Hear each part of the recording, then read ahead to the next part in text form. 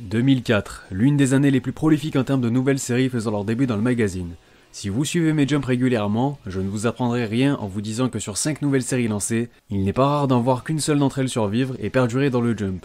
Les éditeurs devront faire des choix selon leur lectorat, leur proposant ainsi des séries aussi variées que possible, dans le but d'enrichir toujours plus le contenu du magazine. Cela permet non seulement de ne pas lasser les lecteurs, mais aussi de donner pleinement vie à un magazine où il est très difficile de se faire une place. Et c'est justement là que l'année 2004 se démarque des autres, donnant naissance à des classiques dont la popularité a bien traversé nos frontières. Que ce soit Death Note, Gintama, Degreman, Reborn ou encore Steel Ball Run, la 7ème partie de JoJo's Bizarre Adventure, qui marquera également sa dernière année de publication dans le Jump. Outre cela, on va s'intéresser à une année où la concurrence était particulièrement rude, mais quand je te dis rude, c'est rude de chez rude. Je vous réserve encore un peu de surprise, mais bon nombre de séries devraient vous parler. Sur ce, c'est le retour de Jump Retro, place au générique.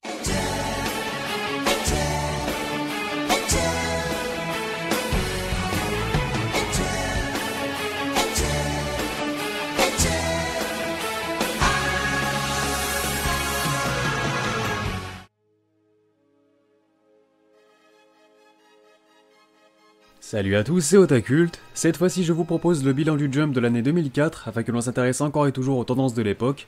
Pour rappel, cette émission est basée sur les sommaires disponibles sur le site Comic Vine et non les classements purs que je vous propose d'habitude dans les Jump hebdomadaires du dimanche. Et au passage, si vous les avez loupés, j'ai déjà sorti une vidéo sur l'année 2000, 1990, 2010 et 1987. Bref, trêve de bavardage, il est temps de mettre en lumière l'année 2004 du Shonen Jump avec un classement composé de 29 mangas. Et on entame encore une fois ce top avec le gag manga Beautiful Jaguar qui se retrouve bon dernier comme en 2000 et en 2010. Rien de bien significatif concernant sa qualité puisqu'il était volontairement placé en fin de magazine par les éditeurs. C'est un gag manga, c'est donc logique qu'il s'affiche avec une position moyenne de 17,98. Pour son petit bilan, il compte 5 absences et 41 trios de fin qui, je le répète, ne sont pas vraiment à prendre en compte. Le manga n'est pas disponible en France mais il s'est compilé en 2010 avec 20 volumes. L'avant-dernière place est attribuée à un manga qui n'aura été présent que dans 2 numéros seulement, à savoir Tsuru's Braid to Yabanai Day. Bon putain de merde, les titres s'il vous plaît, faites un effort. Plus sérieusement, ce dernier a pris fin prématurément dans le Jump numéro 2 faute de succès, et je l'ai quand même intégré au classement puisqu'il était dans la continuité parfaite de sa mauvaise fin d'année en 2003. De ce fait, son 17 de moyenne reste assez représentatif de sa performance, une série centrée sur le judo terminant en 2 opus. Et comme souvent, c'est une nouvelle série courte qui vient boucler le trio infernal, un très mauvais 16,71 de moyenne pour Goshan Desu, qui s'était de son côté conclu dans le Jump numéro 16, et malgré son manque de popularité, les éditeurs se seront montrés un peu plus patients avec celle-ci puisqu'elle aura quand même duré 5 tomes, cette comédie abordant le thème du sumo compte quand même 14 présences dont 10 dans le trio de fin. On enchaîne avec la 26e position qui revient à Kanade, une victime de plus de la concurrence, qui n'aura pas su faire mieux qu'un bien faible 16,33 de moyenne en seulement 3 apparitions. En effet, cette série d'action a été sacrifiée dès le début de l'année dans le Jump numéro 3, avant d'être conclue en 2 petits tomes. C'est l'heure du duel. 2004 a aussi connu la fin d'un manga très populaire qui n'est autre que Yu-Gi-Oh! On ne pourra en revanche pas lui attribuer le mérite d'être sorti par la grande porte, puisque son 15 de moyenne en 13 apparitions ne peut que lui offrir cette décevante 25e place. On notera ses 7 trios de fin, mais surtout qu'il aura malgré tout marqué l'histoire du Jump, série disponible en 38 volumes chez Kana. 2004 est aussi l'année de la fin de Black Cat, une bonne petite série d'action et de suspense qui a su faire parler d'elle au début des années 2000. Cependant, son clap de fin n'est pas très brillant non plus comme en témoigne cette 24e place et ce mauvais 14,72 de moyenne, et oui c'est très serré encore une fois. 25 présences dont 10 flops et une absence, et ce sera conclu dans le Jump numéro 29 en 20 tomes que vous pouvez retrouver chez Glénat. Une autre fin marquante, celle de Shaman King qui entre en scène à la 23e position de ce top. Quand on parle de l'extrême exigence du Jump et de son côté impitoyable, Shaman King en est le parfait exemple puisque sachez que le manga s'est achevé dans le Jump numéro 40 alors que l'histoire n'était même pas encore arrivée à son terme. Si on peut regretter les fins rushées de certains grands mangas comme Bleach, sachez que Hiroyuki Takei n'aura même pas eu cette chance tellement on lui a imposé une fin plus que jamais subite. Ceci s'en est soldé par un 14,59 de moyenne en 34 apparitions dont 11 trios de fin. On notera aussi ces 2 absences, mais surtout que le manga a tout de même eu la chance de connaître une réédition contenant une fin plus convenable dans un autre magazine, quelques années plus tard. Et ça tombe bien puisque les éditions Kana ont tout récemment sorti une réédition vraiment superbe du manga, donc je vous conseille de vous jeter dessus. Mikakunin Shonen Gedo occupe quant à lui la 22e position suite à sa moyenne de 13,19, assez mitigée. Cette série de fantasy avait effectué ses débuts dans le numéro 15 pour ainsi signer 37 apparitions dont 11 trios de fin et un podium dû à son lead color. Pas grand chose de plus à mentionner si ce n'est sa fin en 5 volumes. Peu importe les époques, peu importe les années, Koshikame est toujours en rendez-vous. Alors c'est le bas du tableau pour lui cette fois-ci puisqu'il se positionne au 21e rang avec une note de 12,90. On soulignera encore une fois son assiduité exemplaire, ses 6 trios de fin, mais aussi ses 2 podiums, dont un qu'il doit à son lead color. On arrive au top 20 et au risque de décevoir une nouvelle fois certains d'entre vous, c'est bien encore une année ratée pour Hunter x Hunter qui nous propose un 12,93. Alors étant donné que l'on se situe encore dans l'arc Chimera Ants, qui est pour beaucoup considéré comme étant le meilleur arc, un avis que je partage, alors comment peut-on expliquer cela ? Je pense que Yoshiro Togashi paye son manque de régularité. Encore 26 absences à mettre en avant avec une parution encore plus irrégulière que celle que l'on connaît de nos jours. Bon, même si là il y en a plus du tout depuis 2019. Un rythme qui empêche de suivre la série de manière fluide. De ce fait, j'imagine que les lecteurs préfèrent voter pour d'autres séries plus ponctuelles en priorité. Cela expliquerait aussi pourquoi les ventes d'Hunter x Hunter restent excellentes au fil des années, puisque la lecture en volume relié est beaucoup plus appréciable et donc forcément moins hachée.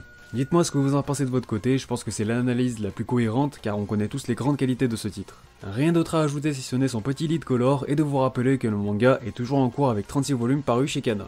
Nos hunters favoris sont devancés par le manga Mr. Full Swing qui apparaît à la 19ème place, un manga dans le genre sportif mettant en lumière le baseball qui n'est pas licencié en France malgré le fait qu'il ait quand même duré 24 tomes dans le Jump. Pour un manga des années 2000, c'est assez étonnant. Une année plutôt mitigée également pour lui avec ce 12,75 de moyenne en 45 présences dont un podium et 7 trios de fin, ajoutez à cela son lead color et ses 4 absences. Avant d'enchaîner quelques petites séries inconnues, on poursuit avec Ichigo 100% qui s'empare de la 18ème position, un manga Ishi axé sur la comédie romantique qui s'offre une note de 12,27 en 49 apparitions, ce qui est donc à sans faute. En quelques chiffres, c'est un lead color, un podium mais aussi 7 trios de fin qui lui font baisser ou du moins augmenter sa position moyenne, car je vous rappelle que c'est la moyenne des classements, vaut mieux avoir une faible moyenne. Disponible en 19 opus chez Tonkam, quoiqu'il y a peut-être des problèmes de réimpression, vous me direz, sans oublier son animé qui ne devrait pas vous être étranger. Il est devancé par Busou Ranking qui s'empare du 17ème rang, lui qui a récolté un 12 de moyenne pour 43 présences et 6 absences. C'est quand même beaucoup pour une série aussi récente de l'époque, l'auteur avait notamment eu du mal à tenir le rythme hebdomadaire suite à des légers problèmes de santé. Par conséquent, il prendra fin l'année suivante pour un total de 10 volumes, sans oublier qu'il a aussi eu droit à une adaptation animée. Shonen Guardian, shonen inconnu au bataillon à qui revient le titre de plus grand échec de l'année 2004 ainsi que la 16ème place de ce top. En effet, ayant débuté dans le numéro 17 en tant que série, celui-ci ne deviendra en réalité pas plus qu'un one-shot de 11 chapitres faute de succès. Son enchaînement de 4 trios de fin lui aura donc été fatal malgré un 11,63 de moyenne, loin d'être catastrophique. Et on retrouve justement un autre one-shot au milieu du classement, à savoir Live. Celui-ci était bien prévu en revanche puisqu'il est signé Haruto Umezawa, l'auteur de Boy publié dans le Jump dans les années 90. Et on ressent clairement l'influence de l'auteur puisqu'il se paye une note correcte de 10,70 pour ses 10 apparitions et seulement 2 trios de fin, lui qui avait été lancé en début d'année. Chaque année du Jump est marquée par un grand nombre de fins dont la plupart sont très souvent des arrêts prématurés décidés en réunion éditoriale. Puyan occupe donc la 14ème place avec un 10,38 de moyenne, mais pourtant lui aussi a subi un triste sort. Une série abordant le ping-pong ayant pris fin en 2 volumes et qui compte seulement 3 trios de fin. Bon honnêtement je doute que le temps aurait plaidé en sa faveur, mais c'est tellement sévère, même s'il ne faut pas oublier le facteur vente où il a dû se ramasser complètement à l'époque. On enchaîne avec la 13ème position qui revient à un autre one-shot, intitulé Muteki Tetsuhime Speed-chan. Comme quoi la tendance était aussi au one-shot en 2004, ce qui se fait plus rarement de nos jours. Un parcours plutôt correct pour lui puisqu'il a eu droit à une note de 10,09 en 11 apparitions, dont un trio de fin, un podium et aussi un lead color. Un cran plus haut, c'est au tour de JoJo's Bizarre Adventure de se présenter avec un 12ème rang certes assez décevant, mais quand on regarde ses classements dans les Jump Retro précédents, Steel Ball Run s'en sort quand même bien mieux. Un 9,83 de moyenne pour 23 présences dont 2 podiums et 2 lead color, ainsi que 16 absences à noter entre guillemets. Entre guillemets oui, puisque si vous n'êtes pas au courant, Steel Ball Run a été transféré dans l'Ultra Jump en fin d'année, après avoir débuté dans le numéro 8, son dernier chapitre dans le Jump correspond au numéro 47, mais avant ça, Hirohiko Araki bénéficiait déjà d'un rythme spécialement adapté à lui, comme en témoigne par exemple son double chapitre dans le Jump numéro 12, il a ensuite changé de magazine pour s'exprimer encore plus librement dans un magazine le correspondant davantage, parce qu'honnêtement, une série aussi atypique que JoJo's qui se fait une place dans le Jump en plein âge d'or, on n'a pas vu ça énormément de fois. Mis à part ça, cette partie est disponible en 24 volumes chez Tonkam. Avant de passer au top 10, on retrouve un dernier manga ayant été poussé vers la sortie, et celui-ci n'est autre que Wak Wak. Un autre échec malgré une note moyenne de 9,57, ce sont donc bel et bien ses ventes qui auront causé sa perte. Cette série d'aventures avait été lancée dans le numéro 40 avant d'être bouclée en un total de 2 volumes. Sans plus attendre, on entame le top 10 avec le célèbre Degreman qui s'offre un 8,77.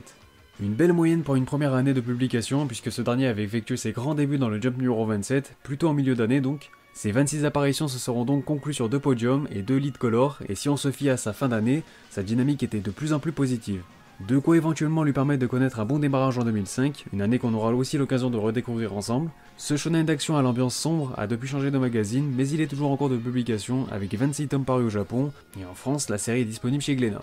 9ème rang pour Gintama suite à sa moyenne de 8,33 pour un total de 48 présences dont 4 podiums. Une belle mise en matière pour les débuts d'une série qui s'imposera très vite comme l'une des comédies les plus marquantes du magazine ainsi que de l'histoire du manga.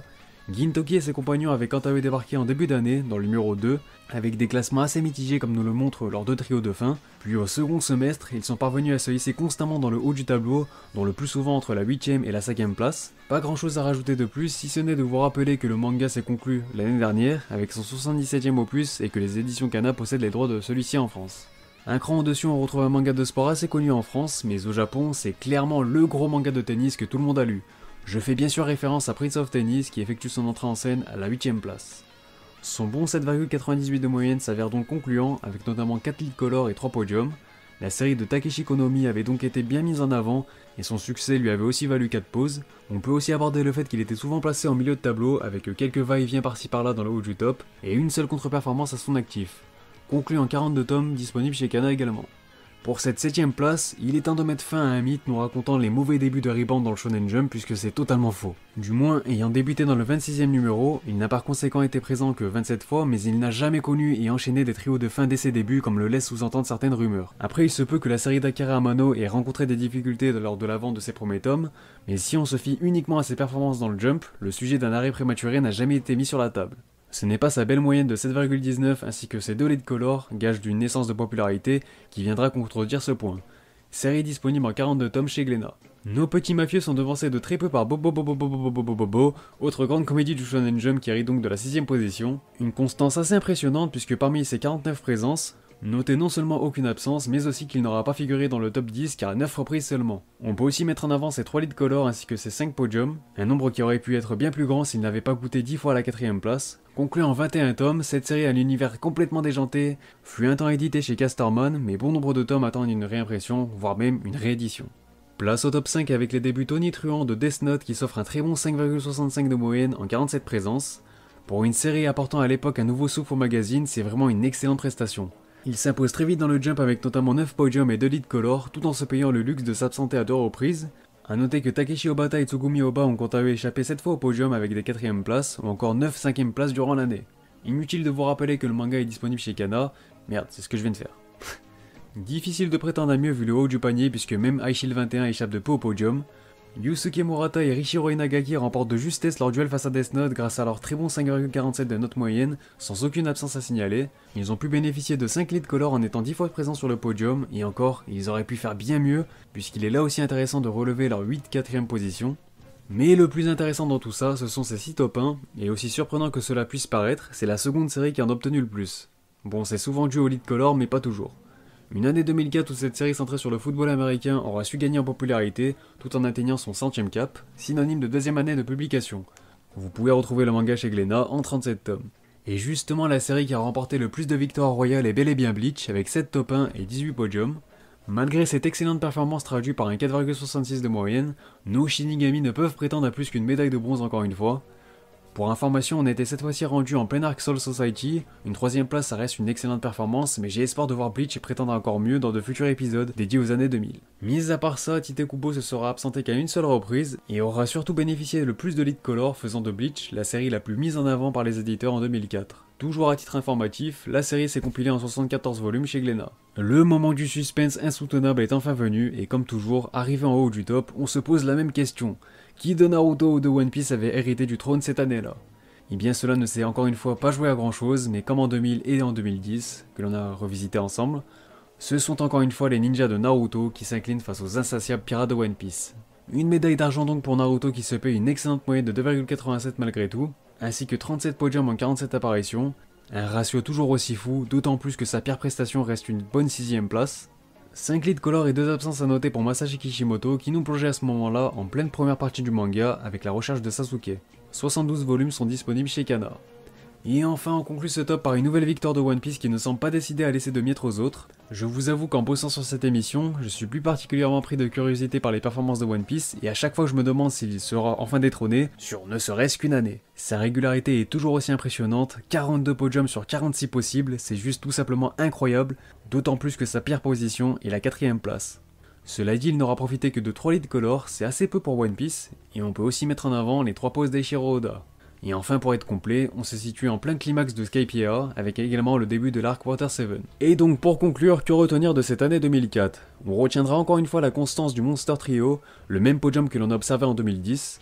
Je suis curieux de savoir si on aura systématiquement le même pour les prochaines années de 2000 que l'on abordera prochainement.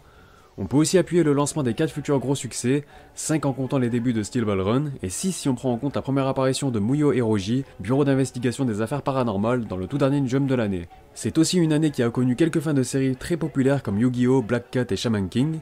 En tout, c'est 10 mangas qui ont pris fin avec le transfert de JoJo's en prime. 2004 s'affirme donc comme une année très mouvementée dans l'histoire du Jump, et pourtant les éditeurs ont su rebondir avec le lancement de quelques succès, ce qui en fait donc une année exemplaire. Voici l'année en quelques chiffres. Alors les mangas ayant été le plus mis en avant par les éditeurs via des lead colors sont donc Bleach avec 8 couvertures, 5 pour Naruto et High Shield 21, 4 pour Prince of Tennis, 3 pour One Piece, Gintama et Bobo, 2 pour Steel Ball Run, Death Note ou encore Reborn, et un lead color pour Hunter x Hunter, Koshikame, Ichigo 100% et Mr. Full Swing. Bon, sans oublier Degreyman encore, ainsi que toutes les autres nouveautés ayant effectué leur début cette année-là. Les 5 séries ayant occupé le plus de fois le podium sont donc One Piece à 42 reprises, le record que l'on a observé reste toujours attribué aux 44 podiums de One Piece en 2000, Naruto en compte 37 tandis que Bleach a signé 18 présences sur le podium contre 10 pour High Shield 21, 9 pour Death Note, 5 pour Bobo, 4 pour Gintama et 3 pour Prince of Tennis, sans oublier les 2 apparitions sur le podium de JoJo's, Koshikame, Reborn et Degreyman. Je vous épargne encore la mention de toutes les autres nouveautés, si ce n'est le podium d'Ichigo 100% et Mr. Full Swing. Et à l'inverse, Beautiful Jaguar est le manga ayant été présent le plus de fois dans le trio de fin, soit à 41 reprises, 11 fois pour Shaman King et Mikakunin Shonen Gedo, contre 10 pour Black Cat, Busou Renkin et Goshan Desu.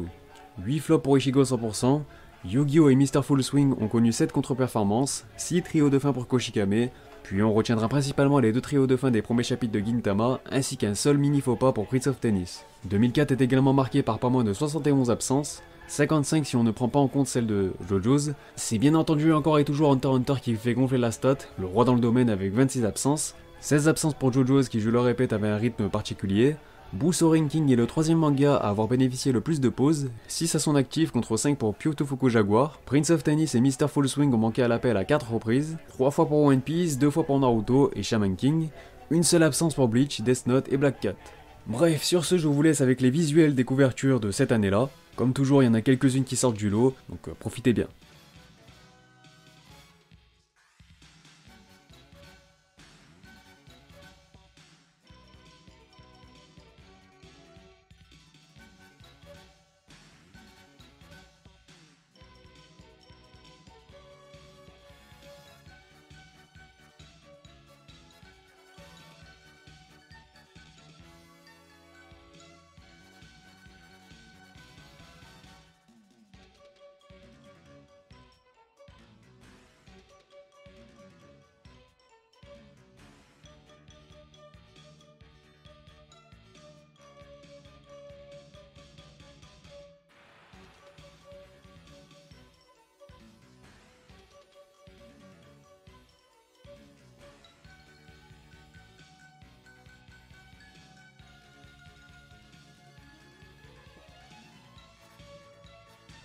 Sur ce, on arrive à la fin de cette vidéo, j'espère comme toujours qu'elle vous aura plu, en plus de vous apprendre toujours plus sur l'univers du Shonen Jump.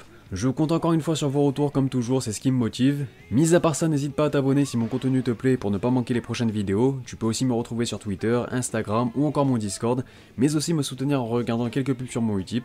Bref, sur ce, portez-vous bien, et moi je vous dis à bientôt pour de prochaines vidéos. Sur ce, on se reverra.